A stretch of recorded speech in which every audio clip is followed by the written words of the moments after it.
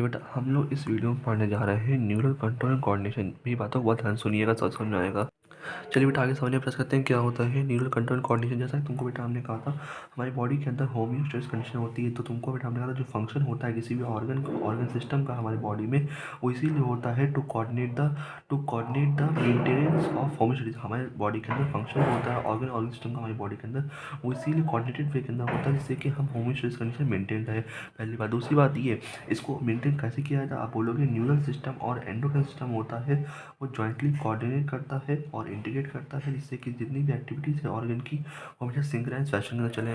अब जैसा कि तुमको बेटा हमने कहा था जो पांचवें न्यूरल सिस्टम और एंडोक्राइन सिस्टम जो होते हैं वो जॉइन करते हैं, कोऑर्डिनेट करते हैं, इंटीग्रेट करते हैं all the activities of the organ system जिससे कि फंक्शन जो है वो सिंक्रोनाइज फैशन में चले। लेकिन जानते हैं क्या होता है न्यूरल कोऑर्डिनेशन और एंडोक्राइन कोऑर्डिनेशन के अंदर क्या डिफरेंस होता है। तब बताओ कि न्यूरल कोऑर्डिनेशन जो है पॉइंट टू पॉइंट कनेक्शन होता है, जबकि एंडोक्राइन वाला जो होता है डिफ्यूज टाइप सिस्टम होता है। न्यूरल कोऑर्डिनेशन फास्ट और शॉर्ट लिव्ड होता है, जबकि एंडोक्राइन वाला जो होता है स्लो होता है। न्यूरल कोऑर्डिनेशन जो होता है लोकलाइज होता है, जबकि एंडोक्राइन कोऑर्डिनेशन जो होता है वाइड स्प्रेड होता है। न्यूरल कोऑर्डिनेशन जो है वो पास होता है एज अ इलेक्ट्रिकल इम्पल्स और एंडोक्राइन कोऑर्डिनेशन पास होता है as a chemical substance hormone. चलिए पहले हम लोग पढ़ने जा रहे हैं वो है न्यूरल सिस्टम, फिर अगले चैप्टर पढ़ेंगे एंडोक्राइन सिस्टम। न्यूरल सिस्टम में हमने कहा था जितने भी एनिमल्स होते हैं उनमें जो न्यूरल सिस्टम होता है वो कंपोज होता है। जितने भी सारे एनिमल होते हैं उनमें न्यूरल सिस्टम होता है, कंपोज होता है हाईली स्पेशलाइज्ड सेल, उसे न्यूरॉन कहते हैं। न्यूरॉन का काम होता है डिटेक्ट करना, रिसीव करना, ट्रांसमिट करना और डिफरेंट स्टिमुलाई। समझ आ गया। चलिए आगे जानते हैं। जैसा तुमको बेटा हमने कहा था कि जो न्यूरल सिस्टम होता है वो वेरी सिंपल होता है लोअर इन्वर्टिब्रेट्स में, लेकिन जो न्यूरल ऑर्गेनाइजेशन होता है वेरी सिंपल होता है लोअर इन्वर्टिब्रेट में। फॉर एग्जांपल हाइड्रा जो कि कंपोज होता है नेटवर्क ऑफ न्यूरॉन्स, जो हाइड्रा है कंपोज हुआ होता है नेटवर्क ऑफ न्यूरॉन से। इसमें ये भी कहा गया है कि जो न्यूरल सिस्टम होता है बेटर ऑर्गेनाइज होता है इंसेक्ट में, क्योंकि स्टूडेंट डेटा फर्स्ट क्लास कौन सी आती है, ऑर्थोपोडा आती है जो कि डेवलप होती है। इसमें जो ब्रेन होता है वो अलॉन्ग विथ होता है neural tissue and number of ganglia, ठीक है। और जो बटर बेटा होता है उसमें क्या होता है तो मोरी डेवलप होता है। समझ में आ गया। कुल मिला के जो लोअर इन्वर्टिब्रेट होते हैं वो सिंपल होते हैं जिसमें हाइड्रा आता है, जो इंसेक्ट होते हैं उनमें क्या होता है ब्रेन प्रेजेंट होता है along with number of ganglia and neural tissue. और जो वर्टिब्रेट्स होते हैं उनमें क्या होता है मोर डेवलप्ड होता है न्यूरल सिस्टम। चलिए आगे समझते हैं क्या होता है ह्यूमन न्यूरल सिस्टम के अंदर। आप बोलोगे ह्यूमन न्यूरल सिस्टम को बांटा गया है दो भागों में, सीएनएस और पीएनएस। सीएनएस क्या होता है सेंट्रल न्यूरल सिस्टम होता है, पीएनएस होता है पेरिफेरल न्यूरल सिस्टम होता है। माना ही जाता है सीएनएस के अंदर आता है ब्रेन और स्पाइनल कॉर्ड आता है। सीएनएस एक तरह का साइट होता है इंफॉर्मेशन प्रोसेसिंग एंड कंट्रोल का। दो पढ़ते रहोगे सीएनएस के अंदर पीएनएस के बारे में। पीएनएस जो होता है वो सारी नर्व्स को इकट्ठा करता है। पीएनएस जो है कंप्राइज करता है ऑल द नर्व्स जो कि बॉडी की एसोसिएटेड होती हैं सीएनएस से। कुछ नर्व के नाम पढ़ने आ रहे हैं वो कौन से, एफरेंट फाइबर और इफरेंट फाइबर। एफरेंट फाइबर काम होता है टिश्यू ऑर्गन से सीएनएस पर इन्फॉर्मेशन ले जाना, और इफरेंट फाइबर काम होता है सीएनएस से पेरिफेरल टिश्यू के पास ले जाना। समझ में आ गया। चलिए आगे जानते हैं क्या होता है ह्यूमन न्यूरल सिस्टम का पूरा ग्राफ। देखिए हमने कहा था ह्यूमन न्यूरल सिस्टम के अंदर क्या होता है दो चीज़ें आती हैं, सीएनएस आता है, पीएनएस आता है। सीएनएस के अंदर ब्रेन और स्पाइनल कॉर्ड आती है, हमने कहा था। फिर बाद में पीएनएस को हम लोगों ने तोड़ दिया था सोमैटिक न्यूरल के अंदर और ऑटोनॉमिक न्यूरल के अंदर। ऑटोनॉमिक न्यूरल के अंदर क्या होता है इम्पल्स जो है वो ट्रांसमिट होता है सीएनएस से स्केलेटल मसल की ओर, जबकि ऑटोनॉमिक के अंदर क्या होता है इम्पल्स ट्रांसमिट होता है सीएनएस से इनवॉलंटरी ऑर्गन अभी स्मूथ मसल की ओर। फिर से बोलो, सोमैटिक न्यूरल के अंदर क्या होता है इम्पल्स ट्रांसमिट होता है सीएनएस से स्केलेटल मसल की ओर, जबकि ऑटोनॉमिक न्यूरल के अंदर क्या होता है इम्पल्स ट्रांसमिट होता है सीएनएस से इनवॉलंटरी ऑर्गन की ओर, ठीक है। ठीक है। अब आपको समझना पड़ेगा कि हम लोगों ने ऑटोनॉमिक न्यूरल सिस्टम को बांट दिया है दो भागों में, सिंपैथिक न्यूरल सिस्टम और पैरासिम्पैथिक न्यूरल सिस्टम। सिंपैथिक वाला हर चीज़ों को बढ़ाता है नॉर्मली, और सिंपैथिक वाला जो है वो इमरजेंसी में काम आता है, और जो काम सिंपैथिक करता है उसका उल्टा काम करता है पैरासिम्पैथिक। जैसे कि इमरजेंसी के अंदर क्या होता है हमारा पीपल जो होता है वो बढ़ जाता है, मतलब क्या होता है पीपल डायलेट बड़ा हो जाता है, हार्ट रेट बढ़ जाती है, ब्रांच डायलेशन बढ़ जाता है, डाइजेशन कम हो जाता है, स्वेट ग्लैंड बढ़ जाती है, यूरिनेशन कम हो जाती है। तो आपको समझना क्या है कि बेसिकली आपको करना है क्या, डाइजेशन कम हो जाती है, यूरिनेशन कम हो जाती है, बाकी सब कुछ बढ़ जाता है इमरजेंसी में, मतलब सिंपैथिक के अंदर सब कुछ बढ़ जाता है, पैरासिम्पैथिक के अंदर कम हो जाता है। समझ में आ गया, ये पूरी कहानी थी। चलिए अब थोड़ा समझने का प्रयास करते हैं क्या होता है visual nervous system. Visual nervous system जो है पार्ट होता है पेरिफेरल नर्वस सिस्टम का। इसके अंदर हर तरह के कॉम्प्लेक्स जो होते हैं नर्व्स के, फाइबर के, गैंग्लिया के और प्लेक्सिस के आते हैं। गैंग्लिया मतलब होता है ग्रुप ऑफ न्यूरल बॉडी होता है, प्लेक्सिस मतलब जाल होता है। समझ में आ गया। चलिए अब थोड़ा जानते हैं क्या होता है न्यूरॉन। कैसे न्यूरॉन एक तरह की स्ट्रक्चर और फंक्शनल यूनिट होती है न्यूरल सिस्टम की। जैसा हमने कहा था न्यूरॉन एक तरह का माइक्रोस्कोपिक स्ट्रक्चर होता है जो कंपोज होता है तीन पार्ट से। कौन कौन से होते हैं? Neural body, sorry cell body हो गई है, डेंड्राइट्स हो गया है, एक्सॉन हो गया है। अब जानते हैं सेल बॉडी क्या है। सेल बॉडी जो है कंटेन करता है cytoplasm with typical cell organelles and certain granular bodies. इसे निसल्स ग्रैन्युल्स कहते हैं। कुल मिला के सीधी बात ये सेल बॉडी जो बनता है वो सेल ऑर्गेनेल्स से बनता है और ग्रैन्युलर बॉडी से निसल्स बॉडी कहते हैं। निसल्स बॉडी बेसिकली जो राइबोसोम से बनी होती है। चलिए आप जाके जानते हैं डेंड्राइट्स क्या होते हैं।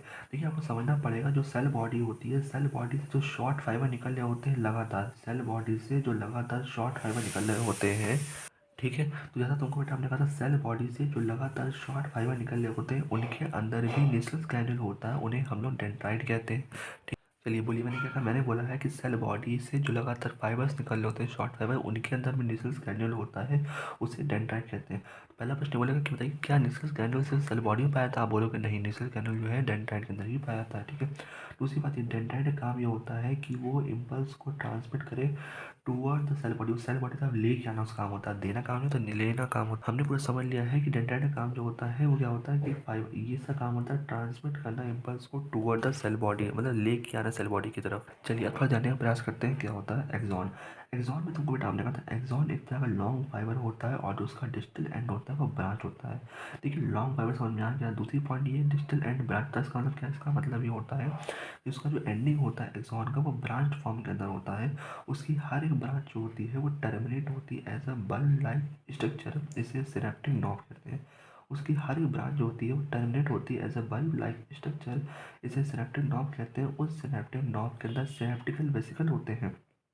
उस सिनेप्टिक नॉब के अंदर सिनेप्टिक वेसिकल होते हैं जो कंटेन करते हैं केमिकल, इसे न्यूरोट्रांसमीटर कहते हैं। समझ में आएगा? आप डायग्राम में देख ही सकते हो। चलिए आगे समझते हैं कितने प्रकार के न्यूरॉन होते हैं, वो हम आगे पढ़ाएंगे। पहले हम जान लेते हैं कितने प्रकार के एक्सॉन होते हैं। एक्सॉन मेनली दो प्रकार के होते हैं। कौन कौन से? माइलिनेटेड और non myelinated. Myelinated nerve fibre जो होता है वो हमेशा इन्वेलप्ड होता है स्वान सेल से। देखिए स्वान सेल क्या होता है? स्वान सेल वही सेल होती है जो फॉर्म करती है myelin sheath around the axon.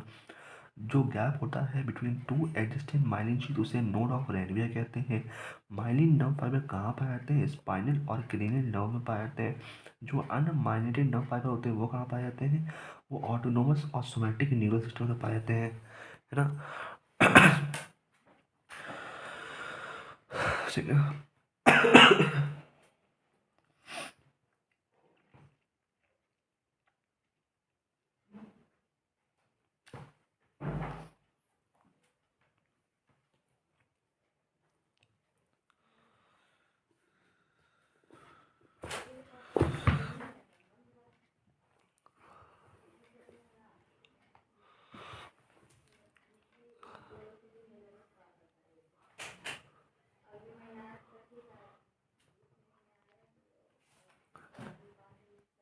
चलिए आगे समझते हैं कितने प्रकार की न्यूरॉन हमें पढ़ने हैं, ठीक है। तो आप बोलोगे जो पहला पढ़ना है यूनिपोलर न्यूरॉन, मतलब इसके अंदर सिर्फ एक एक्सॉन होता है, ये सिर्फ एम्ब्रियोनिक स्टेज में पाया जाता है। बाईपोलर न्यूरॉन मतलब एक डेंड्राइट होगा, एक एक्सॉन होगा, कहाँ पाया जाता है? रेटिना ऑफ द आई के अंदर पाया जाता है।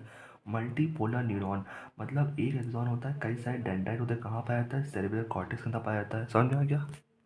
आइए कुछ सेल पढ़ लेते हैं जो कि काफ़ी काम आती है ह्यूमन न्यूरल सिस्टम के अंदर। आप बोलोगे पहली होती है एस्ट्रोसिस्ट सेल। एस्ट्रोसिस्ट सेल जो होती है वो नर्वस टिश्यू को रिपेयरमेंट के काम आती है। ओलिगोडेंड्रोसिस्ट सेल जो होती है वो माइलिन शीथ को बनाने काम आती है। माइक्रोजियल सेल जो होती है वो स्कैवेंजर होती है, वो फैगोसिटिक होती है ऑफ सेल। समझ में आ गया? चलिए हमने जाना है कि एस्ट्रोसिस्ट सेल जो होती है रिपेयरमेंट ऑफ नर्व टिश्यू काम आती है। ओलिगोडेंड्रोसिस्ट जो होती है वो माइलिन शीथ बनाने काम आती है। माइक्रोजेल सेल होती है वो स्कैवेंजर होती है। चलिए अब मेरी बात बहुत ध्यान सुनना कि देखते हैं कैसे जनरेशन होता है, कंडक्शन होता है नर्व इम्पल्स का। देखिए पहली बात तो हमने कहा था अगर कोई न्यूरॉन जो है कभी इम्पल्स कंडक्ट करे ही ना, उसे रेस्टिंग स्टेट कहते हैं। अगर न्यूरॉन जो है वो पोलराइज स्टेट के अंदर होता है तो वो न्यूरॉन जो होता है एज ए एक्सटेबल सेल मतलब उच्छेदित सेल का बिहेव करता है। बाकी हम लोग जानते ही हैं कि न्यूरॉन एक तरह लॉन्गेस्ट सेल होती है बॉडी की, रीजनरेशन सबसे कम होता है। जानते हैं कैसे पोलराइज स्टेट आता है? तब आप बोलोगे कि अगर बाहर की ओर पॉजिटिविटी ज़्यादा है, अंदर की ओर पॉजिटिविटी कम है, इसका मतलब वो पोलराइज स्टेट के अंदर है। समझ में आ गया? ठीक है, तो जैसा हमने कहा कि बेटा बताइए पोलराइज स्टेट क्या होता है, बाहर पॉजिटिविटी ज़्यादा होनी चाहिए, अंदर पॉजिटिविटी कम होनी चाहिए। पोलराइज स्टेट मतलब ये होता है। तुमको बेटा हमने कहा था जितनी भी एक्सोनेबल मेम्ब्रेन होती है वो परमीबल होती है के प्लस के लिए, इम्परमीबल होती है Na प्लस के लिए और नेगेटिवली चार्ज प्रोटीन के लिए। ठीक है, ठीक है। सेकंड स्टेप बताइए क्या होता है, तो आप बोलोगे एक्सोप्लाज्म जो इन साइड से देखने को मिलेगा वो के प्लस की मात्रा ज़्यादा हो जाएगी, परमीबल होता है। Na प्लस कम हो जाएगी क्योंकि इम्परमीबल होता है, लेकिन बाई चांस में क्या होता है नेगेटिवली चार्ज प्रोटीन की मात्रा जो होती है ज़्यादा हो जाती है। तो इस तरह का जो आयनिक ग्रेडियंट बनता है अक्रॉस रेस्टिंग मेम्ब्रेन, वो मेंटेन कौन करता है, एक्टिव ट्रांसपोर्ट मेंटेन करता है बाय द Na प्लस के प्लस पंप। इसमें कैसे मेंटेन होता है, आप बोलोगे 3 Na प्लस जो होते हैं वो आउटवर्ड जाते हैं, 2 K प्लस जो होते हैं वो इनवर्ड आते हैं। इससे हमें देखने को मिलता है कि हमारे आउटर मेम्ब्रेन जो है पॉजिटिविटी हो जाती है, इनर मेम्ब्रेन जो है वो नेगेटिविटी हो जाती है, हैशटैग पोलराइज्ड स्टेट बन जाती है। ठीक है, एनसीईआरटी में कहती है जब हम आउटसाइड देखेंगे, ये तो हमने बात कर ली है इनसाइड की, लेकिन जब हम आउटसाइड देखेंगे के प्लस का कंसंट्रेशन जो है वो कम है और एन प्लस का कंसंट्रेशन जो ज़्यादा है, इसी से क्या बनता है, कंसंट्रेशन ग्रेडियंट बनता है। मैंने जो केस दिया है वो लिया है इनसाइड का। क्या देखोगे आप, एक्सोप्लाज्म इनसाइड में क्या के प्लस की मात्रा ज़्यादा है, एन प्लस की कम है, नेगेटिव चार्ज प्रोटीन की ज़्यादा है। एनसीईआरटी जो लिया है वो लिया है आउटसाइड के केस। इसमें क्या कहा कि के प्लस की मात्रा कम है, एन प्लस की मात्रा ज़्यादा है, इसलिए कंसंट्रेशन ग्रेडियंट बनता है। इस आयनिक ग्रेडियंट को मेंटेन करता है, एक्टिव ट्रांसपोर्ट करता है। कैसे मेंटेन करता है, सोडियम पोटेशियम पंप द्वारा करता है, जो ट्रांसपोर्ट करता है थ्री। भैया हमने जान लिया था कैसे हमारा न्यूरॉन जो होता है पोलराइज्ड होता है। आप जानते हैं कि जब स्टिमुलस अप्लाइड होता है तो क्या होता है। देखिए, पहली बात, जब कोई भी स्टिमुलस अप्लाइड होता है साइड ए पे, तो जो साइड ए पहले इम्परमेबल थी Na प्लस के लिए, वो परमेबल हो जाती है Na प्लस के लिए, जिसकी वजह से अंदर ही साइड पॉजिटिव हो जाता है, बाहर साइड नेगेटिव हो जाता है। इसीलिए साइड ए जो है वो डीपोलराइज हो जाती है, लेकिन जो आगे वाला बी होता है वो अभी भी पोलराइज स्टेट के अंदर रहता है। सेकंड स्टेप के अंदर क्या होता है, जब स्टिमुलस आगे बढ़ता है ए से बी की ओर, तो पोलराइज स्टेट जो होती है बी की, वो भी कन्वर्ट हो जाती है डीपोलराइज स्टेट की तरफ से, सेम मैकेनिज्म से। तीसरा स्टेप ये होता है, भले ही आगे जो डीपोलराइज है वो, भले ही आगे जो पोलराइज स्टेट जो होता है वो डीपोलराइज में कन्वर्ट होता चला जा रहा है, लेकिन जो पीछे हैं वो जो डीपोलराइज हुए थे अब वो रिपोलराइज होना चालू हो जाएंगे। ठीक है, तो ऐसे ही जब impulse depolarise pre synaptic membrane पर जाएगा, Ca+2 के चैनल खुल जाएंगे और सिनेप्टिक वेसिकल टकराएंगे, रप्चर होकर न्यूरोट्रांसमीटर रिलीज करेंगे। ये न्यूरोट्रांसमीटर कहाँ रिलीज करेंगे, सिनेप्टिक क्लेफ्ट के अंदर रिलीज करेंगे। दिस न्यूरोट्रांसमीटर बाइंड करेगा पोस्ट सिनेप्टिक मेम्ब्रेन से बनेगा। समझ आ गया, पूरी कहानी ये थी। फिर समझा देता हूँ, जैसा तुमको बेटा कहा था कोई भी स्टिमुलस अप्लाइड होगा साइड ए पे, साइड ए पहले पोलराइज स्टेट के अंदर थी, लेकिन वो अब डीप पोलराइज स्टेट में कन्वर्ट हो जाएगी। कैसे कन्वर्ट हो जाएगी, परमेबल हो जाएगा Na प्लस के लिए, जिसकी वजह से अंदर वाला साइड पॉजिटिव हो जाएगा, बाहर साइड नेगेटिव हो जाएगा, ये डीप पोलराइज स्टेट के अंदर आ जाएगी। लेकिन बी वाला अभी पोलराइज स्टेट के अंदर है, फिर तो स्टिमुलस आगे बढ़ेगा ए से बी की ओर, तो जो बी वाला पहले पोलराइज स्टेट करता था और डीपोलराइज हो जाएगा सेम मैकेनिज्म द्वारा, और जो पहले जो ए, अब जो ए डीपोलराइज हो चुका है अब वो रिपोलराइज हो जाएगा। समझ में आ गया। ऐसे ही इम्पल्स जब डीपोलराइज प्री सिनेप्टिक मेम्ब्रेन बच जाएगी, तो Ca+2 चैनल खुल जाएंगे, सिनेप्टिक वेसिकल टकराएंगे, न्यूरोट्रांसमीटर रिलीज होगा। कहाँ पे, सिनेप्टिक क्लेफ्ट के अंदर, और ये न्यूरोट्रांसमीटर जो है बाइंड करता है पोस्ट सिनेप्टिक मेम्ब्रेन बाइंड करता है। तो बताइए, क्वेश्चन पूछता था ये बी की पूरी मैकेनिज्म बताइए। तो बी पहले अंदर की तरफ कैसा था, नेगेटिव। पहले बताइए, पहले बी जो था वो पोलराइज स्टेट के अंदर था, है ना। पोलराइज स्टेट में क्या होता था, बाहर पॉजिटिव अंदर नेगेटिव। ठीक है, तो पहले बी जो था अंदर का पहले नेगेटिव था, लेकिन फिर जब स्टिमुलस आया तो क्या हो गया, वो पॉजिटिव बन गया। मतलब कैसा हो गया, वो डीपोलराइज हो गया है ना। डीपोलराइज हो गया, अंदर ज़्यादा हो गया, बाहर कम हो गया, अंदर पक्ष ज़्यादा हो गया, बाहर कम हो गया। ठीक है, फिर जब स्टिमुलस आगे बढ़ गया सी की ओर, तो फिर से वो रिपोलराइज स्टेट पे आ गया जाके, तो फिर से नेगेटिव आ जाता है। ठीक है, अब आगे जानते हैं कि जो न्यूरोट्रांसमीटर रिलीज हुआ है वो बाइंड करता है स्पेसिफिक रिसेप्टर से जो प्रेजेंट होते हैं पोस्ट मेम्ब्रेन पे। पांचवा स्टेप ये। छठवां स्टेप ये कहता है, ये इस बाइंडिंग से होता क्या है कि जो ओपन आयन चैनल होते हैं वो अलाउ करते हैं एंट्री ऑफ आयन, जिसकी वजह से नया एक्शन पोटेंशियल जो है जनरेट होता है post synaptic membrane of neuron. ठीक है, और वो एक्शन पोटेंशियल जो है या तो एक्सिबिटरी होगा या तो इनहिबिटरी होगा। समझ में आ गया। चलिए अब जानते हैं कौन से एक्सिबिटरी न्यूरोट्रांसमीटर है। तो आप बोलोगे इसके अंदर एसिटाइलकोलिन होता है, एसिटाइलकोलिन है, कैटेकोलिन एसिटाइलकोलिन होता है, कैटेकोलिन कौन सा होता है, एडिलिन हो गया है, नॉन एडिलिन हो गया, सेरोटोनिन है, हिस्टामिन है और डोपामिन हो गया। इनहिबिटरी वाले जो होते हैं स्लो होते हैं, कौन सा था, गाबा है, ग्लाइसिन और डोपामिन है। आप देखोगे डोपामिन यहाँ पे भी है, डोपामिन यहाँ पे भी है, लेकिन यहाँ कौन सा, सेरोटोनिन है, हिस्टामिन है, कैटेकोलिन और एसिटाइलकोलिन है। ठीक है, पीछे से आप समझ में आ गया हो कैसे इम्पल्स जनरेट होता है, कैसे कंडक्शन होता है।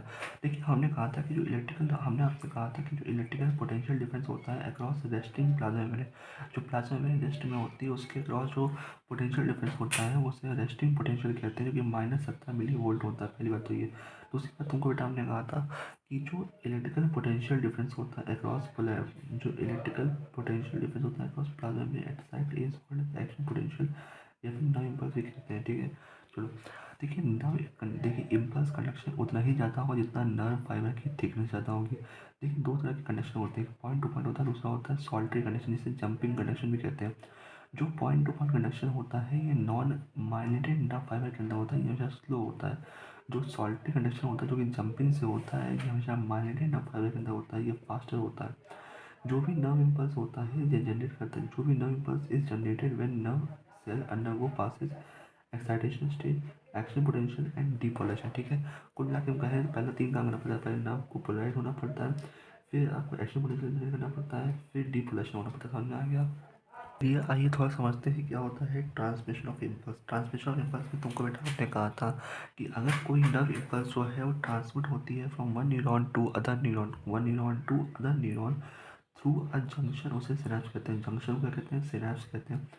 One neuron to another neuron through a junction इसे सिनेप्स कहते हैं। समझ में आ गया?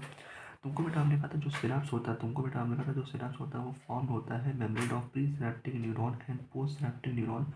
ठीक है, और उसके बीच में गैप हो भी सकता है, नहीं भी हो सकता, उसे सिनेप्टिक क्लेफ्ट कहते हैं। तो बेसिकली सिनेप्स होता है वो फॉर्म होता है membrane of pre synaptic neuron, post synaptic neuron and and separated by gap, may be or may not be separated by gap, से synaptic cleft कहते हैं। समझ में आ गया? अब आपको डायग्राम दिखाते हैं। चलिए आप इस डायग्राम को ध्यान दो। मैंने कहा था ये एक्सॉन है, ये एक्सॉन का टर्मिनल होता है, ये सिनेप्टिक वेसिकल है जो टकराती है और सी प्लस टू रिलीज करती है। याद करो एक्शन पोटेंशियल की तरफ समझ में आ गया? ये सॉरी, जो टकराती है और न्यू ट्रांसमीटर रिलीज करती थी है कि ये कौन सी प्री सिनेप्टिक मेम्ब्रेन होती है, ये कौन सी पोस्ट सिनेप्टिक मेम्ब्रेन होती है, ये बीच वाला कौन सा सिनेप्टिक क्लेफ्ट है, इन तीनों मिला कहते हैं सिनेप्स कहते हैं। ये कौन से स्पेसिफिक रिसेप्टर होते हैं और जो छोड़ रहा है वो कौन सा न्यूरो ट्रांसमीटर होता है। चलिए आइए अब समझने का प्रयास करते हैं क्या होता है इलेक्ट्रिकल सिनेप्स और केमिकल सिनेप्स में डिफरेंट। ठीक है, इलेक्ट्रिकल सिनेप्स में होता क्या है कि जो प्री सिनेप्टिक मेम्ब्रेन है, प्री सिनेप्टिक न्यूरॉन है और पोस्ट सिनेप्टिक न्यूरॉन है वो बहुत ही क्लोज होनी चाहिए, वेरी क्लोज होनी चाहिए। इम्पल्स ट्रांसमिशन जो इलेक्ट्रिकल सिनेप्स होता है बहुत तेज होता है, बहुत फास्टर होता है। इलेक्ट्रिकल सिनेप्स होते हैं बहुत ही रेयर होता है हमारे सिस्टम में। समझ में आ गया? चौथी बात ये कि इलेक्ट्रिकल करंट जो होता है वो फ्लो होता है directly from one neuron to other across these synapse. ठीक है, ये कहाँ होता है? कि इलेक्ट्रिकल सिनेप्स के अंदर होता है। पाँचवीं बताइए क्या होता है? मतलब इसमें पॉइंट टू पॉइंट वाला सिस्टम चल रहा है इलेक्ट्रिकल सिनेप्स के अंदर। ठीक है, इलेक्ट्रिकल सिनेप्स के अंदर पाँचवीं बात ये जो ट्रांसमिशन होता है इम्पल्स का अक्रॉस इलेक्ट्रिकल सिनेप्स वो बहुत ही सिमिलर होता है impulse conduction along the single axon. मैं फिर से रिपीट करता हूँ, इलेक्ट्रिकल सिनेप्स मतलब में होता क्या है? प्री और पोस्ट सिनेप्टिक मेम्ब्रेन न्यूरॉन जोड़ने के बाद क्लोज होनी चाहिए, वेरी रेयर। ठीक है, और इलेक्ट्रिकल सिनेप्स होता है बहुत ही रेयर होता है हमारे बॉडी सिस्टम के अंदर। तीसरी बात ये बहुत फास्टर होता है। चौथी बात ये इलेक्ट्रिकल करंट जो होता है फ्लो करता है one neuron to other across the synapse. पांचवी बात ये जो ट्रांसमिशन होता है इम्पल्स के अक्रॉस इलेक्ट्रिकल सिनेप्स बहुत ही सिमिलर होता है impulse connection along the single axon. ठीक है, आइए देखते हैं क्या होता है केमिकल सिनेप्स। केमिकल सिनेप्स में हमने कहा था कि जो मेम्ब्रेन्स होती हैं pre and post synaptic neuron are separated by fluid filled space, से कहते हैं कि सिनेप्टिक क्लेफ्ट। ठीक है, मतलब केमिकल सिनेप्स में माना जाता है कि वो प्री और पोस्ट के बीच में गैप हो सकता है, नहीं हो सकता है। अगर होता है उसे सिनेप्टिक क्लेफ्ट कहते हैं। लेकिन केमिकल सिनेप्स में कंफर्म है कि प्री और पोस्ट सिनेप्टिक न्यूरॉन के बीच में गैप होगा ही, वो भी फ्लूइड फिल्ड स्पेस होगा, इसे सिनेप्टिक क्लेफ्ट कहते हैं। ठीक, चलिए आगे चलते हैं सी एन एस की ओर। सी एन एस को बेटा हमने कहा था जो ब्रेन होता है वो सेंट्रल इन्फॉर्मेशन प्रोसेसिंग ऑर्गन होता है बॉडी का, ये कमांड भी करता है, कंट्रोल भी करता है। ठीक है, तुमको बेटा हमने ये भी कहा था कि जो ह्यूमन जो ब्रेन होता है वो प्रोटेक्टेड होता है किसके द्वारा? स्कल के द्वारा। इनसाइड स्कल क्या होता है? ब्रेन जो होते हैं कवर्ड होते हैं क्रेनियल माइनिंग से। जो आउटर लेयर होती है कैसी होती है? वो डूरामीटर की होती है। जो वेरी थिन होती है और मिडल में होती है कौन सी होती है? एटोनल मेम्ब्रेन होती है। और जो इनर लेयर होती है जो कांटेक्ट में होती है ब्रेन टिश्यू की कौन सी होती है? पियामीटर। सबसे बाहर कौन सी? डूरामीटर है। बीच वाली एटोनल मेम्ब्रेन कैसी होती है? बहुत थिन होती है और मिडल में होती है वो आर्चनेट होती है। उससे जो कौन सी होती है? पियामीटर होती है। माना जाता है ब्रेन को बांटा गया है 3 भाग में, फोर ब्रेन, मिड ब्रेन और हिंड ब्रेन में।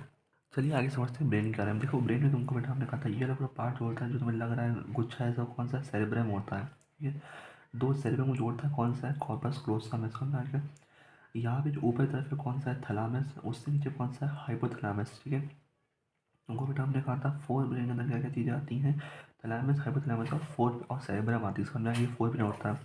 जो सबसे ऊपर लगा हुआ है किनारे साइड में कौन सा है, मिड ब्रेन है ये, ठीक है। जो छोटा सा गुम्बद बना हुआ है कौन सा है, पॉन्स होता है। ये ट्री ट्री से नजर आ रहा है कौन सा, सेरेबेलम है।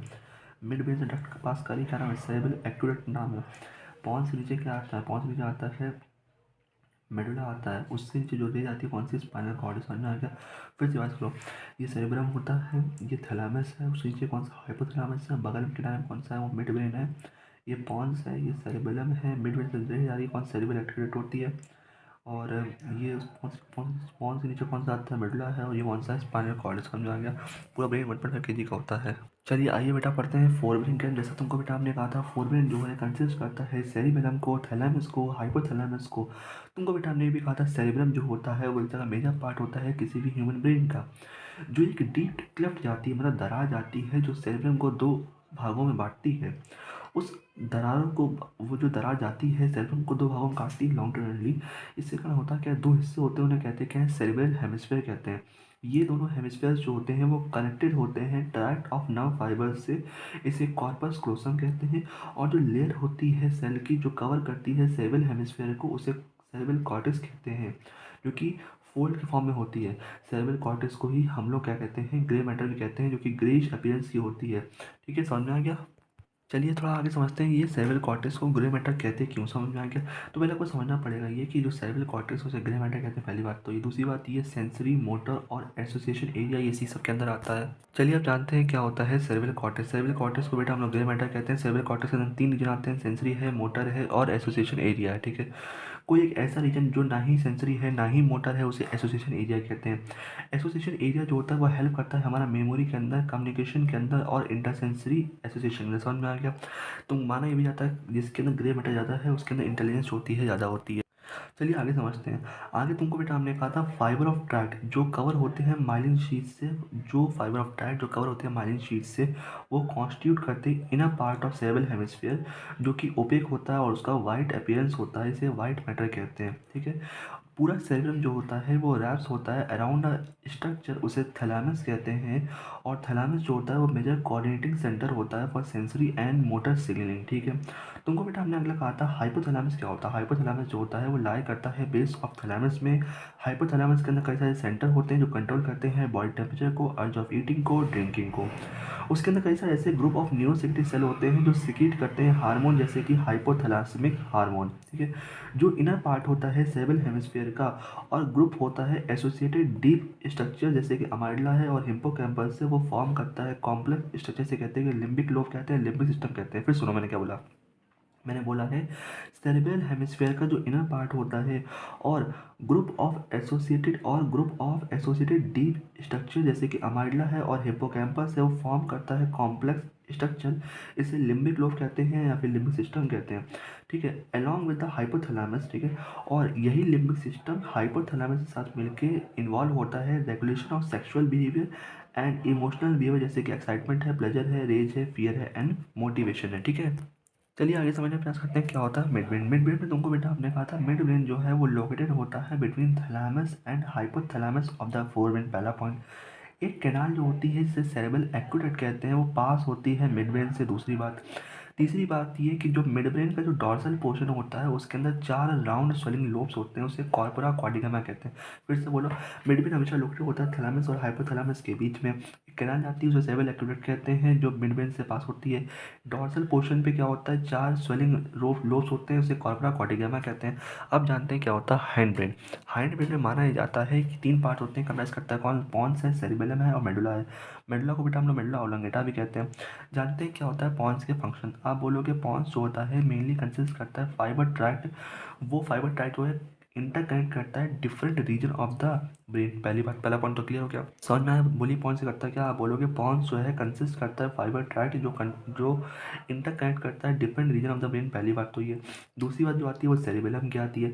सेरिबेलम का क्या होता है, वेरी कॉन्वोलेटेड सर्फेस होता है जो प्रोवाइड करता है additional space for many neuron, ठीक है।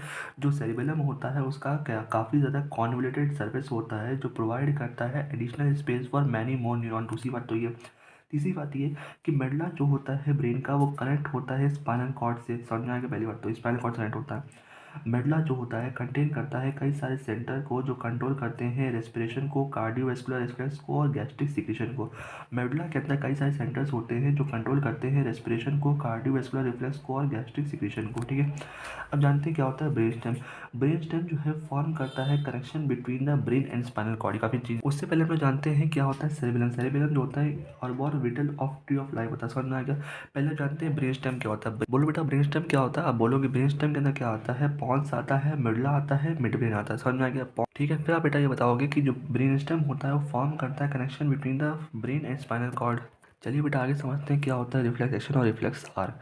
जैसा तुमको बेटा आपने कहा था स्पाइनल कॉर्ड जो होता है, वो स्पाइनल कॉर्ड जो होता है वो एक्टोडर्मल ओरिजिन होती है, एक मिक्स टाइप कर्व होता है और 31 पेयर होते हैं। अब आगे जानते हैं, जैसे तुमको बेटा आपने कहा था जो एंटायर प्रोसेस होता है रिस्पॉन्स का to a peripheral nervous stimulation जो अगर करता है इनवॉलेंट्री, उसी को कहते हैं रिफ्लेक्स एक्शन। बेसिकली सीधी बात ये जो एंटायर प्रोसेस होता है रिस्पॉन्स का, जो एंटायर प्रोसेस होता है रिस्पॉन्स का टू पेरिफेरल नर्वस स्टिमुलेशन जो अगर करता है इनवॉलेंट्री, उसे रिफ्लेक्स एक्शन कहते हैं। आगे जानते हैं क्या होता है रिफ्लेक्स पाथवे। आप बोलोगे रिफ्लेक्स पाथवे वो है जिसके अंदर कम से कम एक एफरेंट न्यूरॉन होना चाहिए और एक इफरेंट न्यूरॉन होना चाहिए, दोनों सीरीज के अंदर अरेंज होने चाहिए, ठीक है। वो क्या होता है रिफ्लेक्स पाथवे होता है या फिर रिफ्लेक्स आर भी कहते हैं। बेसिकली रिफ्लेक्स आर कैसे बनता है, जो स्टिमुलस और रिस्पॉन्स दोनों मिला के बनता है, समझ में आ गया। अब जानते हैं क्या होता है मैकेनिज्म ऑफ नी जर्क। देखिए बेटा इस पाथवे को या फिर डायग्राम को ध्यान से देखना, डायग्राम जो है रिफ्लेक्स एक्शन का है थ्रू नी जर्क रिफ्लेक्स। आपने स्टिमुलस दिया, स्टिमुलस देने से हुआ क्या, जो यहाँ पे रिसेप्टर था वो एक्टिवेट हुआ, उसने एफरेंट पाथवे से वाया एफरेंट न्यूरॉन से इम्पल्स पहुंचाया कहाँ पे, डॉर्सल रूट गैंग्लियन पे। डॉर्सल रूट गैंग्लियन कैसा होता है, वो पोस्टीरियर होता है और सेंसरी होता है। फिर इम्पल्स आगे कहाँ गया, ग्रे मैटर पास गया। ग्रे मैटर में कहाँ से उसको मिला, इंटरन्यूरॉन मिला। इंटरन्यूरॉन ने क्या कर दिया, एक और इम्पल्स पास कर दिया via the motor neuron, via motor neuron and efferent path via motor neuron. फिर मोटर न्यूरॉन से इम्पल्स कहाँ चला जाता है, वेंट्रल रूट गैंग्लियन चला जाता है जिसे एंटीरियर होता है और वो मोटर होता है, वाया इफरेंट पाथवे और फिर कहाँ जाता है मोटर एंड प्लेट में, ठीक है। ये जो एक्सचेंज हो रहा है इम्पल्स सब कहाँ पे हो रहा है, ग्रे मैटर के अंदर हो रहा है। ग्रे मैटर यहाँ पे उसके आसपास कौन सा है, वो है वाइट मैटर है। अगर हम पूरी प्रक्रिया समझते हैं तो ये इम्पल्स है, इम्पल्स जाता है, इम्पल्स वाया एफरेंट न्यूरॉन कहाँ जाता है, वाया इम्पल्स जो है वाया इम्पल्स जो है कौन कैरी करता है, एफरेंट न्यूरॉन कैरी करता है via via dorsal nerve cord, via dorsal nerve via dorsal nerve root, समझ आ गया। फिर सीनस का जाता है, सीनस से कहाँ जाता है, ठीक है। फिर सीरीज करता है कि एक और इम्पल्स भेजता है via motor neuron, via motor neuron कहो या फिर इफेक्ट न्यूरॉन कहो, फिर जाता है इफेक्टर पास, समझ में आ गया। तो बीच में पढ़ा कौन कौन सा रूट, डॉर्सल रूट गैंग्लियन पढ़ा जो कि पोस्टीरियर एक्सिस पे होता है, सेंसरी होता है। वेंट्रल रूट गैंग्लियन कैसा होता है, एंटीरियर होता है और मोटर होता है। फिर बताइए इसका रिस्पॉन्स क्या है, जब ये इम्पल्स जो लेके मोटर एंड प्लेट पास आएगा जो कि इफेक्टर पास आएगा तो उसका इम्पल्स होगा फॉरवर्ड, ये जो हमारा पैर है वो फॉरवर्ड जाके जाएगा, ठीक है। चलिए आगे समझते हैं क्या होता है सेंस ऑर्गन। सेंस ऑर्गन तुमको बेटा हमने कहा था कि जो नोज के अंदर कंटेन करते हैं म्यूकस कोटेड रिसेप्टर, उसे कहते क्या हैं, ऑल्फैक्टरी रिसेप्टर कहते हैं, जो कि अपने स्मेल को रिसीव करने के लिए जाने जाते हैं, ठीक। इसके बने होते हैं वो रिसेप्टर, वो बने होते हैं ऑल्फैक्टरी एपिथेलियम के बने होते हैं। ये जो ऑल्फैक्टरी एपिथेलियम है ये एक्सटेंड होता है from outside environment into a pair of broad bean sized organ, इसे ऑल्फैक्टरी बल्ब कहते हैं। ये ऑल्फैक्टरी बल्ब जो होते हैं ये एक्सटेंशन होता है ब्रेन्स लिम्बिक सिस्टम, ठीक है। चलिए जो दोनों नोज है टंग है दोनों ही डिटेक्ट करते हैं डिजॉल्व केमिकल को। अगर टेस्ट के लिए केमिकल सेंस हो रहा है तो गस्टेशन कहते हैं, स्मेल के लिए तो ऑल्फैक्टरी कहते हैं। जो टंग होती है वो डिटेक्ट कर लेती है taste through taste bud containing, समझने का प्रयास करते हैं क्या होता है अब आई के अंदर। तुमको बेटा हमने कहा था जो हमारे पेयर्ड आइज होती है, हमारी दो आइज होती हैं, हमारे अंदर जो पेयर्ड आइज होती हैं वो लोकेटेड होती हैं सॉकेट ऑफ स्कल में। हमारे स्कल में सॉकेट होता है, उसमें लोकेटेड होती है, उस सॉकेट कहते हैं क्या है, ऑर्बिट्स कहते हैं। अब जानते हैं कौन कौन से पार्ट्स होते हैं आई के। चलिए आगे पढ़ते हैं क्या होते हैं पार्ट्स ऑफ आई। जैसा हमने कहा था हमारी ह्यूमन आई जो होती है नील कैसी होती है, वो स्पेरिकल इन स्ट्रक्चर कैसी होती है, स्पेरिकल इन स्ट्रक्चर होती है। तुमको बेटा हमने ये भी कहा था कि जो एक्सटर्नल लेयर होती है कंपोज होती है डेंस कनेक्टिव टिश्यू। हमने कहा था कि जो आई की एक्सटर्नल लेयर होती है वो कंपोज हुई होती है डेंस कनेक्टिव टिश्यू से, जिसका नाम क्या होता है, स्क्लेरा होता है। यही स्क्लेरा आगे आके जो है वो कॉर्निया के अंदर कन्वर्ट हो जाती है, लेकिन बोलेंगे कैसे, बोलेंगे कि जो एंटीरियर रीजन होता है, जो एंटीरियर पोर्शन होता है इस लेयर का, स्क्लेरा का जो एंटीरियर पोर्शन होता है ऑफ दिस लेयर से कहते हैं क्या, कॉर्निया कहते हैं। जो मिडिल लेयर होती है वो कॉरेटेड होती है, जिसके अंदर कई सारे ब्लड वेसल्स होते हैं, ब्लूइश इन कलर होती है। यही कॉरेटेड जो होती है वो थिन होती है और 2/3 पार्ट होती है पूरे पोस्टीरियर आई बॉल की, ठीक है। लेकिन जब ये आगे आती है एंटीरियर पार्ट में तो थिक हो जाती है। कैसी हो जाती है, ये सेलरी बॉडी के अंदर कन्वर्ट हो जाती है। अब थोड़ा सा डायग्राम समझ लेते हैं। चलिए बोलिए क्या बोला जा रहा है। देखिए जैसा कि तुमको बेटा हमने कहा था कि जो आउटर लेयर है पीछे वाली कौन सी थोड़ी मोटी है, ये कौन सी है, वो स्क्लेरा है। यही स्क्लेरा जब आगे आती है तो किसके अंदर कन्वर्ट हो रही है, किसके अंदर कन्वर्ट हो रही है, कॉर्निया के अंदर कन्वर्ट हो रही है, एंटीरियर रीजन के अंदर। समझ में आ गया। दूसरी लेयर कौन सी है, वो कॉरेटिड होती है। कॉरेटिड जो होती है थोड़ी सी कैसी होती है, थिन होती है, ठीक है। कॉरेटिड जो होती है 2/3 पार्ट होती है पोस्टीरियर आई वॉल, पीछे पोस्टीरियर मतलब होता है पीछे, एंटीरियर मतलब होता है आगे, ठीक है। कॉरेटिड जो है वो कन्वर्ट हो रही है आगे, किसके कन्वर्ट हो रही है, एंटीरियर रीजन के अंदर, सेलरी बॉडी के अंदर कन्वर्ट हो रही है। सेलरी बॉडी कैसी होती है, सेलरी बॉडी बताओ कैसी होती है, ये थोड़ी थिक होती है। उसके आगे कौन सी है, वो रेटिना है।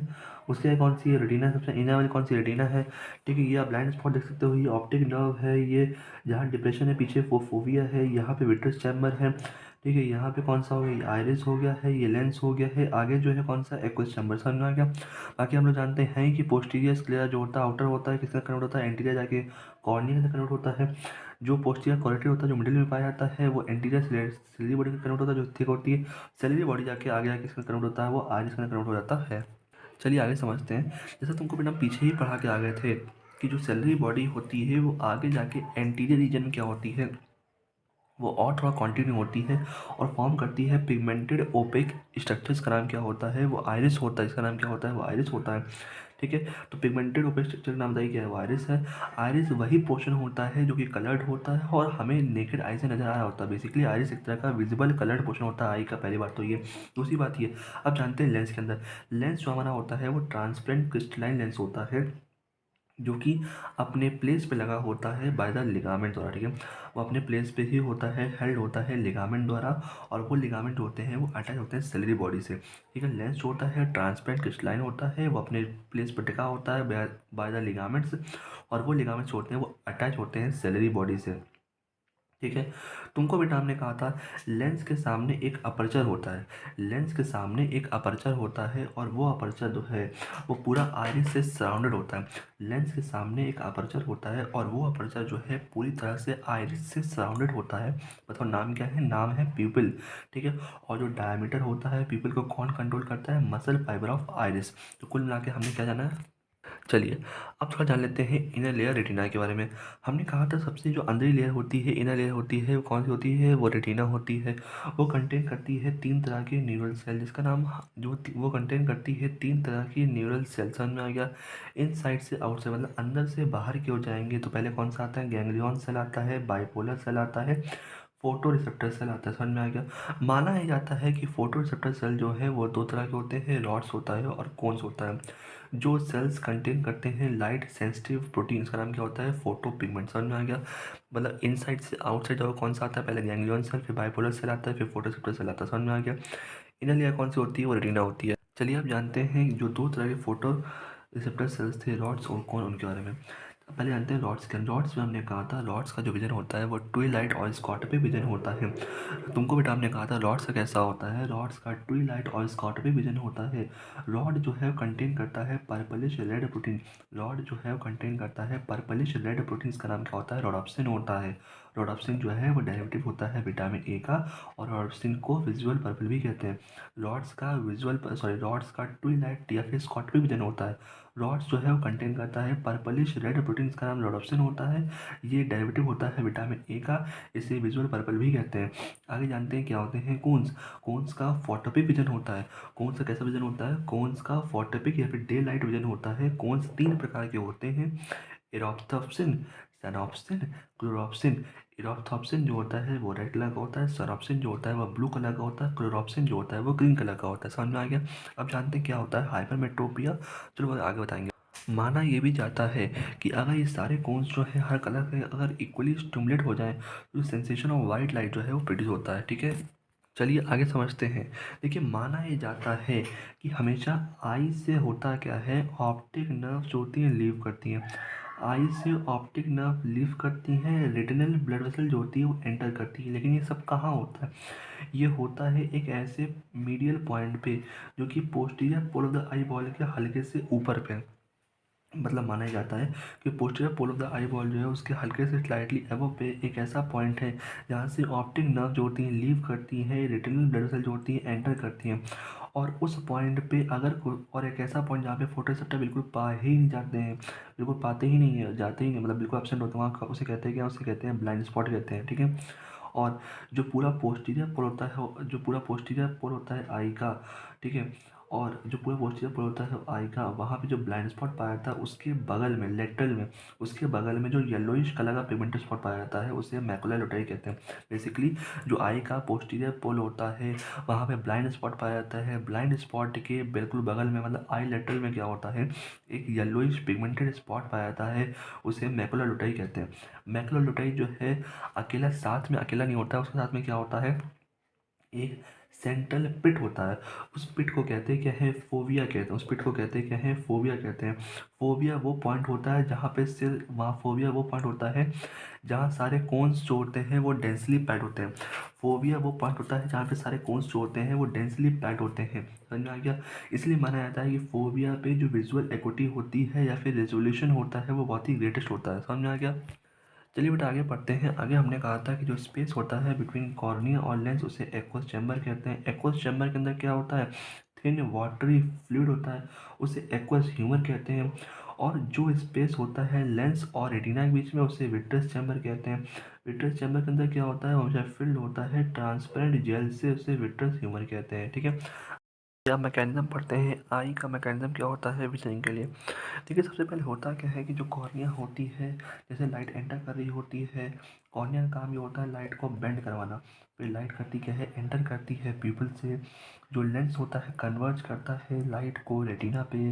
फिर जो लाइट होती है क्रॉस करती है गैंग्लियन को, बाइपोलर को, फोटोसेप्टर पे।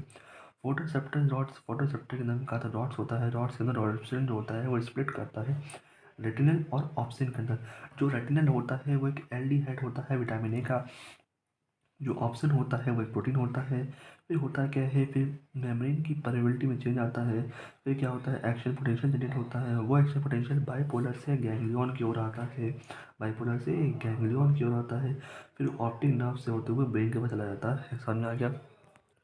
चलिए आगे देखें, देखते हैं। जैसे तुमको बेटा हमने कहा था कि जो रोडॉप्सिन होता है वो टूटता है रेटिनल और ऑप्सिन के अंदर। ऑप्सिन एक तरह की प्रोटीन होती है, रेटिनल जो होती है एल्डिहाइड डेरिवेटिव होती है विटामिन ए की। बाकी हम लोग जान ही चुके हैं इसके टूटने का प्रोबेबिलिटी, जो मेमोरी की प्रोबेबिलिटी होती है उसमें चेंज आता है।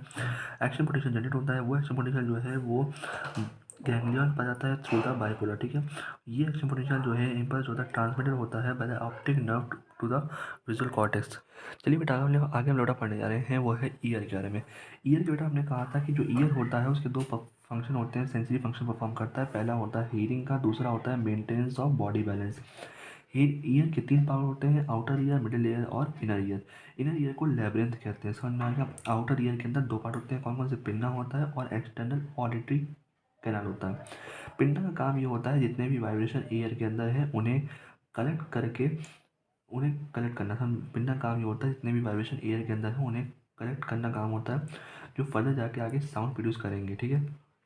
जो एक्सटर्नल ऑडिटरी कैनाल होती है वो अंदर जाती है इनवर्ड और एक्सटेंड करती है अपने आप को टिम्पैनिक मेम्ब्रेन, जिसे हम लोग इनर मेम्ब्रेन, जिन्हें हम लोग इनर ईयर ड्रम भी कहते हैं। समझ में आ गया।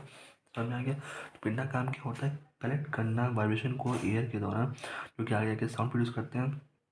जो एक्सटर्नल ऑडिटरी कैनाल होती है वो लीड करती है इनवर्ड और अपने आप को एक्सटेंड करती है टिम्पैनिक मेम्ब्रेन, जिससे ईयर ड्रम। समझ में आ गया। अब जानते हैं कि टिम्पैनिक मेम्ब्रेन के हम थोड़ा जानकारी ले लेते हैं। तो जैसा कि हमने आपको कहा था कि जो टिम्पैनिक मेम्ब्रेन होती है वो कंपोज होती है कनेक्टिव टिश्यू से, लेकिन यही टिम्पैनिक मेम्ब्रेन जो है वो कवर्ड होती है आउटसाइड स्किन से और इनसाइड कवर्ड होती है म्यूकस मेम्ब्रेन से। किससे बनी होती है, कनेक्टिव टिश्यू से बनी होती है, कवर्ड होती है आउटसाइड स्किन से, इनसाइड म्यूकस मेम्ब्रेन से। चलिए अब हम लोगों ने पूरा पूरा आउटर ईयर पढ़ लिया है, अब पढ़ते हैं मिडिल ईयर।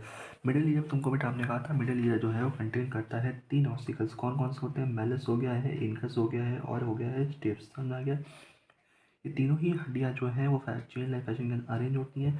मेलस जो होता है वो अटैच होता है टिम्पैनिक मेम्ब्रेन से। जो स्टेप्स होता है वो अटैच होता है ओवल विंडो ऑफ द कोकुला से।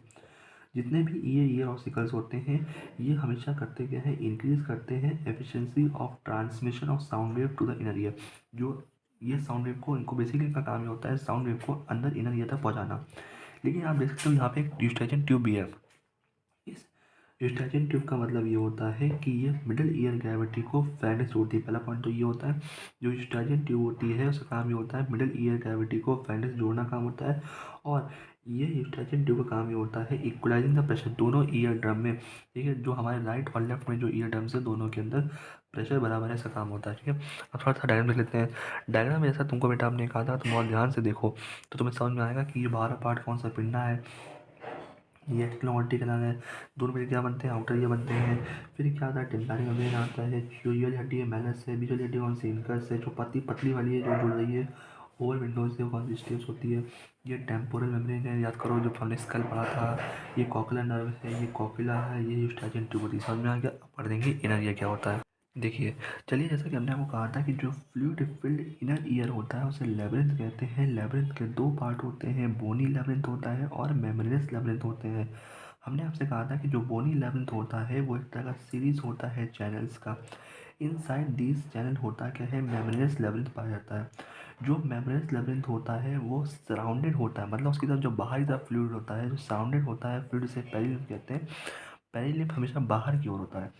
जो मेम्ब्रेनस लेब्रिंथ होता है वो फिल्ड होता है फ्लूइड से, इसे एंडोलिम्फ कहते हैं, ये हमेशा अंदर की ओर होता है। और जो कॉइल्ड पोर्शन होता है लेब्रिंथ का उसे कॉकला कहते हैं। समझ में आ गया। जो मेम्ब्रेन होते हैं जो बनाती हैं कॉकला को, मेम्ब्रेन जो कॉन्स्टिट्यूट करती है कॉकला को, कौन कौन सी होती है, रेजिडेंस मेम्ब्रेन और बैचलर मेम्ब्रेन, ये हम आगे पढ़ाएंगे। पहले थोड़ा डायग्राम समझ लेते हैं। चलिए अब थोड़ा सा ये डायग्राम देखते हैं। डायग्राम देखने से हमें समझ में आता ये है कि जो मेम्ब्रेनस पोर्शन बाहर का है वो बोनी लेब्रिंथ है, उसके अंदर वाली जो लेयर है वो कौन सी है, वो मेम्ब्रेनस लेब्रिंथ की होती है।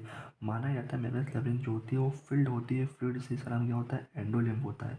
सराउंडेड होती है फ्लूइड, का नाम क्या होता है, पेरिलिम्फ। तो पेरिलिम्फ बाहर वाला हो गया, एंडोलिम्फ जो है वो अंदर वाला हो गया। ठीक है, ये जो दो कंपार्टमेंट बने हैं, यूटिकल हो गया और सैकुकल हो गया। एक्चुअल में दोनों क्या होते हैं, ये दोनों जो है ओलिथ ऑर्गन होते हैं।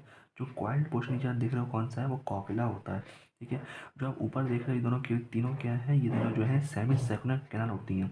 ये एंड होती है, सोलन पोर्शन जो इनका होता है वो एम्पुला होता है। तो कुल मिलाकर हमने ये जाना है, ये सब मिलकर क्या बनाते हैं, वेस्टिबुलर एपरेटस बनाते हैं। तो आगे समझते हैं। बेसिकली वेस्टिबुलर एपरेटस के अंदर क्या क्या आता है, तीन सेमी सर्कुलर कैनाल आती हैं, ओलिथ ऑर्गन आते हैं जो कि यूटिकल और सैकुकल होते हैं। समझ में आ गया। चलो अब इस डायग्राम को समझो, इस डायग्राम को तुमने समझ लिया तो तुम्हारी चीज़ें आधी चीज़ें सॉल्व हो जाएंगी, पूरा ईयर सॉल्व हो जाएगा। देखिए हमने ये किया है कि जो मेम्ब्रेनस लेब्रिंथ है उसका एक छोटा सा डाइसेक्शन काट लिया है। जैसा कि तुमको बेटा हमने कहा था, हमने छोटा सा हमने क्या कर लिया, डाइसेक्शन काट लिया। तो आप देखोगे कि जो बाहर लेयर है कौन सी, बोनी लेब्रिंथ हो गई है। जो अंदर वाली लेयर है कौन सी हो गई है, वो पेरिलिम्फ हो गई है। जो पेरिलिम्फ का बाहर वाला फ्लूइड है कौन सा हो गया, सॉरी, जो बाहर लेयर है कौन सी है, बोनी लेब्रिंथ है। जो अंदर वाली लेयर है कौन सी है, मेम्ब्रेनस लेब्रिंथ है। जो मेम्ब्रेनस लेब्रिंथ का बाहर वाला फ्लूइड है वो पेरिलिम्फ हो गया है, अंदर वाला फ्लूइड कौन सा हो गया, एंडोलिम्फ हो गया है। ठीक है, तो जो बोनी लेब्रिंथ और मेम्ब्रेनस लेब्रिंथ के बीच का जो ऊपर वाला पार्ट है, जो बीच के ऊपर वाला पार्ट है कौन सा है, वो इसे स्टेला वेस्टिबुलाई कहते हैं। जो बोनी लेब्रिंथ और मेम्ब्रेनस लेब्रिंथ के नीचे वाला पार्ट जो है, बीच का जो नीचे वाला पार्ट होता है उसे स्केला टिम्पैनी कहते हैं। जो बोनी लेब्रिंथ और मेम्ब्रेनस लेब्रिंथ के बीच का पार्ट होता है उसे हेलिकोट्रेमा कहते हैं। क्या कहते हैं उसे, हेलिकोट्रेमा कहते हैं। ठीक है, तुमको बेटा हमने कहा था ये स्केला वेस्टिबुलाई जो होती है, वो जो स्केला वेस्टिबुलाई होती है वो एंड करती है ओवल विंडो पे। जो स्केला टिम्पैनी होती है वो एंड करती है राउंड विंडो पे। और ये राउंड विंडो जो है फिर आगे ओपन होती है मिडिल ईयर में। ठीक है, अब हम आपको बताते हैं कि जो स्केला वेस्टिबुलाई, जो ये वाला एरिया देख रहे हो, ऊपर वाला एरिया स्केला वेस्टिबुलाई देख रहे हो, इसमें इसके बेस में पतली सी लेयर होती है उसे कहते हैं रीजनस मेम्ब्रेन कहते हैं। ठीक है, और जो आपने बीच में देखा है स्केला मीडिया है, बीच वाला कौन सा होता है, बीच वाला जो है वो स्केला मीडिया होता है। इसमें फ्लूइड कौन सा होता है, एंडोलिम्फ भरा होता है। इसकी जो पतली सी लेयर पाई जाती है उसे कहते हैं क्या है, बैसिलर मेम्ब्रेन कहते हैं। इसमें कई सारे जो पहाड़ बने होते हैं उसे कहते हैं क्या, ऑर्गन ऑफ गोडाई कहते हैं। ऑर्गन ऑफ गोडाई के ऊपर कई सारे क्या होते हैं, हेयर सेल होते हैं। हेयर सेल के ऊपर क्या बने होते हैं, स्टीरियोसीलिया बने होते हैं। और इन सब के ऊपर क्या होता है, वो एक होती है टेक्टोरियल मेम्ब्रेन होती है, जो कि कैसी होती है, इलास्टिक होती है। ठीक है, और उस टेक्टोरियल मेम्ब्रेन से नीचे क्या जा रहा होता है, ऑडिटरी नर्व जा रही होती है। अब इसका पूरा मैकेनिज्म जो है वो मैं आपको समझाता हूँ, समझ में आ गया। तो जैसे ही कोई साउंड के वाइब्रेशन आते हैं, ये फ्लूइड जो है, जो पेरिलिम्फ का फ्लूइड है वो हिलता है। और हिलने से वाइब्रेशन जो होता है, ये स्केला टिम्पैनी जो होती है वो वाइब्रेट करती है। इसकी वजह से हमारी जो लेयर है बैसिलर मेम्ब्रेन वो भी वाइब्रेट करती है। ऑर्गन कॉर्टाई भी वाइब्रेट करता है, हेयर सेल वाइब्रेट करता है, स्टीरोसिला वाइब्रेट करते हैं, और स्टीरोसिला जैसे ही वाइब्रेट करता है तो टेक्टोरियल मेम्ब्रेन पे अपनी जो फेदर्स होते हैं उसको लहराने लगता है। इसकी वजह से होता क्या है, ऑडिटरी नर्व जो होती है वो एक्टिवेट हो जाती है, ठीक है। और कुल मिला के जैसा तुमको, चलिए उसी को जरा हम उस डायग्राम को जरा हम एनसीईआरटी समझ लेते हैं। देखिए ये क्या ऊपर वाला पार्ट जो है कौन सा है, ये स्केला वेस्टिबुलाई है। निचला पार्ट कौन सा है, स्केला टेम्पैनी है। निचला पार्ट कौन सा है, स्केला मीडिया है। ये निचला पार्ट कौन, स्केला मीडिया है। स्केला वेस्टिबुलाई की बीच वाली लेयर उसे कहते हैं रिजनस मेम्ब्रेन कहते हैं। स्केला टिम्पैनी की बीच वाली लेयर होती है वो लोग स्केला टिम्पैनी, स्केला टिम्पैनी की जो क्या कहते हैं, स्केला टिम्पैनी की जो नीचे लेयर होती है उसे कहते हैं क्या है। ओके ओके, मैं समझ में आ गया मुझे। मतलब थोड़ा सा मैं करेक्शन करना चाहूँगा यहाँ पे, स्केला टिम्पैनी की जो नीचे वाली लेयर होती है उसे बेसिलर मेम्ब्रेन कहते हैं। स्केला मीडिया में कोई लेयर नहीं पाई जाती है, समझ रहे हो। स्केला मीडिया में कोई लेयर नहीं पाई जाती है, स्केला मीडिया में सिर्फ सेटअप होता है वाला, समझ में आ गया। जो लेयर होती है कौन सी, बेसिलर मेम्ब्रेन कहाँ पाई जाती है, बेसिलर मेम्ब्रेन पाई जाती है, स्केला टिम्पैनी पाई जाती है, जो कि रिकॉग्नाइज करती है डिफरेंट फ्रिक्वेंसी ऑफ साउंड, समझ में आ गया। ये बताइए, और बताइए कौन सी होती है। हाँ, स्केला मीडिया में लेयर पाई जाती है, उसका नाम क्या होता है, टेक्टोरियल मेम्ब्रेन, ठीक है। मैं फिर से कह करता हूँ, जैसा तुमको बेटा हमने यहाँ पे कहा था, तुम डायग्राम को ध्यान से देख पाओ। तो जैसा तुमको बेटा हमने यहाँ पे कहा था कि आप समझो कि जो बेसिलर मेम्ब्रेन है वो स्केला टिम्पैनी में पाई जाती है। उस स्केला टिम्पैनी के ऊपर क्या होते हैं, पहाड़ होते हैं, उसका ऑर्गन कोटाई कहते हैं। उसके ऊपर लगा होता है हेयर सेल लगा होता है, हेयर सेल लगा होता है, स्टीरोसिला लगा होता है, और जो टेक्टोरियल मेम्ब्रेन जो कि इलास्टिक होती है वो कहाँ होती है, वो स्केला मीडिया के अंदर होती है। बाकी इसमें जो मोस्ट इम्पॉर्टेंट चीज़ है वो ये है कि हेयर सेल जो है वो एक तरह से ऑडिटरी रिसेप्टर की तरह काम करते हैं, और जितने भी हेयर सेल होते हैं वो इंटरनल साइड ऑफ ऑर्गन कोटाई में होते हैं। जो बेजल एंड होता है हेयर सेल का वो हमेशा कॉन्टैक्ट में होता है एफरेंट नर्व फाइबर के, समझ में आ गया। बाकी हम तुम्हें बता ही चुके हैं कि जो वेस्टिबुलर एपिटस के अंदर क्या क्या आता है, आप बोलोगे 3 सेमी सर्कुलर कैनाल आती हैं और ओलित ऑर्गन आते हैं, समझ में आ गया। ये जो 3 सेमी सर्कुलर कैनाल होती हैं ये डायनेमिक इक्विलिब्रियम में काम करती हैं, और ओलित ऑर्गन जो होते हैं वो स्टैटिक इक्विलिब्रियम में काम करते हैं। हमने आपको कहा था मैकुला जो होता है वो एक तरह का सेंसरी पार्ट होता है सैकुकल्स का और यूटिकल का। ये तीनों सेमी सर्कुलर कैनाल जो होती हैं लाई करती है different plane at right angle to each other, समझ में आ गया। तो पता होना चाहिए सेमी सर्कुलर कैनाल जो होती है वो डायनेमिक इक्विलिब्रियम करती है, C for semi circular canal, D for dynamic equilibrium, और ओलित ऑर्गन जो होते हैं जो स्टैटिक इक्विलिब्रियम करते हैं, ठीक है। बाकी हम आपको बता ही चुके हैं यहाँ पे कि जो 3 सेमी सर्कुलर कैनाल होती हैं वो स्वलन होती है एंड पे, उसे हम लोग कहते हैं, उसे हम लोग एम्पुला कहते हैं। इस एम्पुला के अंदर क्या होता है, एक प्रोजेक्टिंग रिज होता है, उसे कहता है क्या है, क्रिस्टा एम्पुलरिस कहते हैं, जिसके अंदर हेयर सेल पाई जाती हैं, ठीक है। जो सैकुकल्स और यूटिकल होता है वो कंटेन करता है एक प्रोजेक्टिंग रिज, उसे कहते हैं मैकुला कहते हैं। अब जानते हैं ये प्रोजेक्टिंग रिज का काम क्या होता है। आप बोलोगे भले क्रिस्टा एम्पुलरिस क्यों ना हो या मैकुला क्यों ना हो, इनका काम होता है maintenance of balance of body and posture. जो बॉडी एंड पॉइस्चर का जो मेंटेनेंस बैलेंस होता है वही रिस्पॉन्सिबल करने का काम होता है, समझ आ गया। चलिए आगे समझते हैं। जैसा तुमको बेटा हमने कहा था मैकेनिज्म ऑफ हियरिंग के अंदर क्या होता है, पिंडा जो होता है साउंड वेव को कलेक्ट करता है, फिर वो साउंड वेव जो है वो एक्सटर्नल ऑडिटरी कैनाल के थ्रू जाती है अंदर की ओर, ठीक है। फिर जो साउंड वेव होती है यही वाइब्रेशन कॉज करती है, फिर साउंड वेव जो होती है कॉज करती है vibration in the tympanic membrane. फिर टिम्पैनिक मेम्ब्रेन जो है सिग्नल पहुंचाता है मेलस के पास, फिर इनकस के पास, फिर स्टेज के पास। ये तीनों हड्डियाँ जो होती हैं उसको करती हैं एम्पलीफिकेशन, ये साउंड वेव को और ज़्यादा वाइब्रेशन को और ज़्यादा बढ़ा देती हैं, ठीक है। ये तीनों हड्डियाँ करती हैं एम्पलीफिकेशन को, वाइब्स को बढ़ा देती हैं, वाइब्रेशन को बढ़ा देती हैं, ठीक है। फिर स्टेप्स करता क्या है, वो वाइब्रेट करता है ओवल विंडो को। ओवल विंडो को वाइब्रेट करने से होता क्या है कि जो पेरीलिम्फ के अंदर क्या होता है, कई सारी लहरें उत्पन्न होती हैं, रिपल जनरेटेड इन द पेरीलिम्फ, समझ में आ गया। इसकी वजह से होता क्या है, हमारी जो बैसिलर मेम्ब्रेन होती है जो कि कहाँ होती है, जो कि कहाँ होती है, जो कि स्केला टेम्पैनी के अंदर होती है, समझ में आ गया। तो बैसिलर मेम्ब्रेन करती क्या है, वो मूव हो जाती है, अपवर्ड हो जाती है। इसकी वजह से होता क्या है कि जो हमारे हेयर सेल होते हैं वो बेंड हो जाते हैं और पासिंग करने लगते हैं अगेंस्ट द टेक्टोरियल मेम्ब्रेन। इसकी वजह से जो इम्पल्स होता है वो जनरेट होता है और वो ट्रांसमिट होता है by the auditory nerve to the auditory cortex, समझ में आ गया। इसमें केवल दिया हुआ है कि जो नर्व इम्पल्स जनरेट हुआ है, जो nerve impulse are generated in the associated afferent neuron, ठीक है। These impulse are transmitted by the afferent fibre via the auditory nerve to the